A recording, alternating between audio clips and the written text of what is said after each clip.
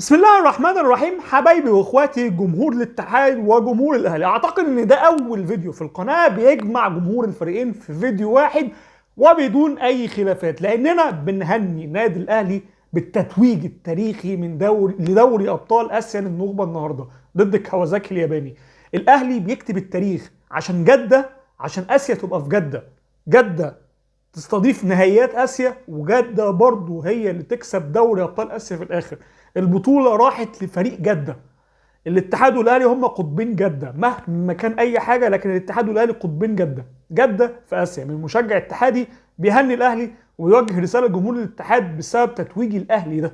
النهارده الاهلي بيكتب التاريخ بعد ما كان في دوري يلو ورجع تاني، ورجع ان هو يعني يبقى الفريق فيه بعض النواقص واقاله المدرب وازمات جوه الفريق، لكن في الاخر الاهلي ببعض اللعيبه الكويسه جدا والعالميه، ببعض اللعيبه المحليه، قدر ان هو يكسب دوري ابطال اسيا على ملعبه المفضل وهو ملعب الاتحاد المفضل. لكن في الاخر البطوله في مدينه جده، وكسبها الفريق ممثل فريق جده. النهارده رساله تاريخيه قوي عايز اقولها في الاول قبل ما اتكلم عن حتى غيابات الاتحاد قدام النصر وكلاسيكو النصر اصلا.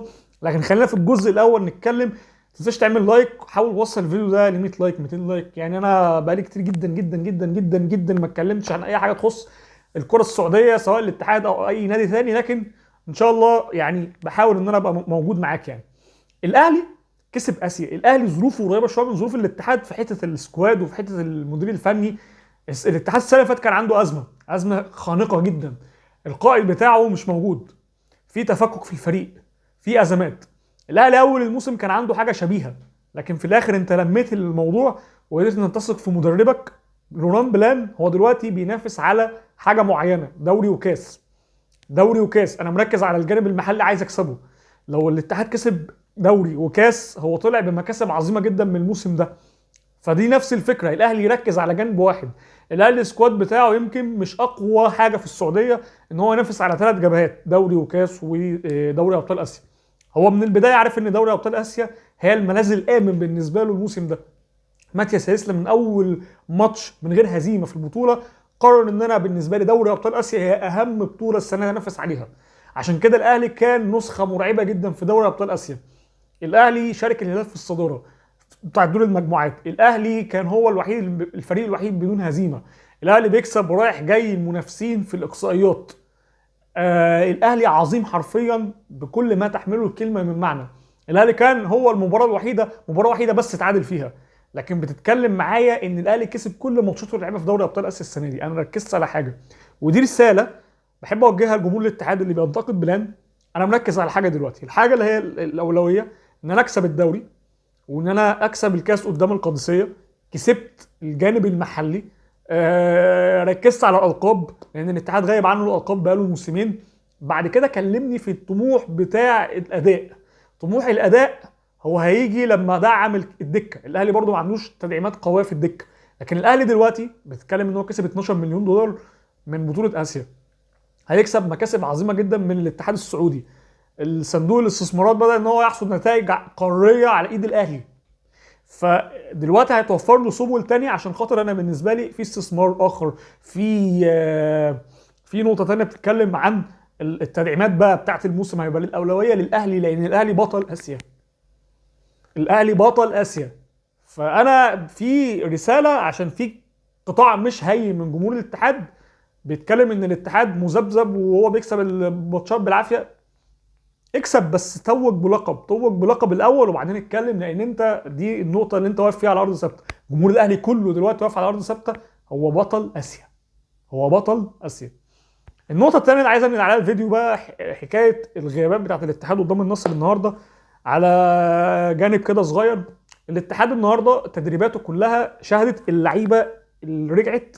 ماريو ميتاي، ستيفن بيرجوين، رايكوفيتش، الثلاثه جاهزين لماتش النصر.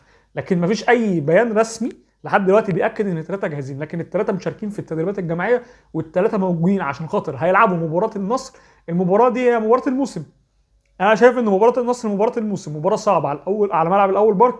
النصر جاي من خساره وخروج تاريخي من كawasaki الياباني. النصر كان زمان هو النهارده اللي بيلعب في النهائي.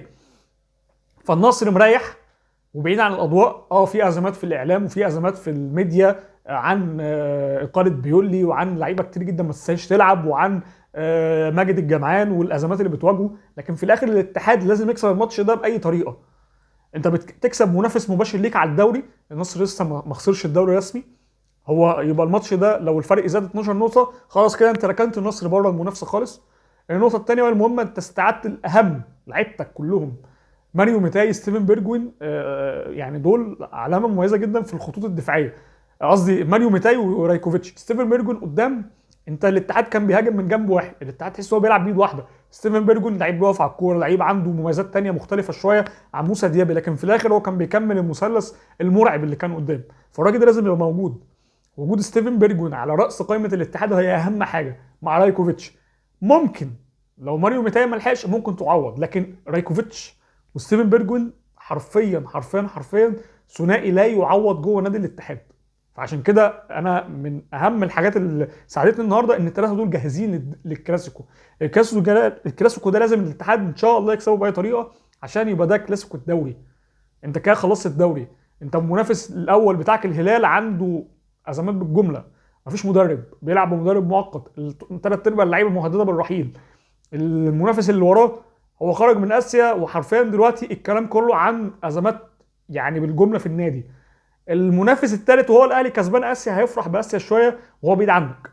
فالاتحاد عنده فرصه تاريخيه ان هو يقتنص كل الفوضى وكل المشغوليات، لا مؤاخذه انا اسف في الكلمه، اللي بتحيط بالمنافسين عشان خاطر تكسب الدوري السنه دي بهدوء تام، لان المنافسه في المواسم الجايه هتبقى صعبه. طبعا في تدعيم وفي حاجات كتير جدا، لكن لازم الاتحاد ان شاء الله يكسب كلاسيكو النصر، هو ده اللي هيخلص الدنيا.